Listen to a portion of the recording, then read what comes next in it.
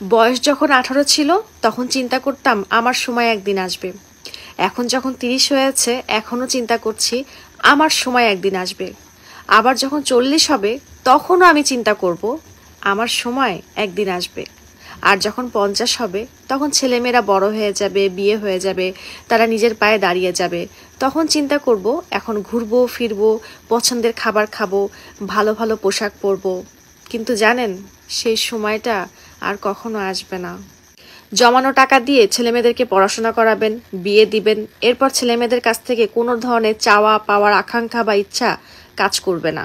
কারণ একটু সময় পাওয়ার জন্য ছেলেমেয়েরা নিজেরাই জীবনের সাথে সংঘর্ষ করবে।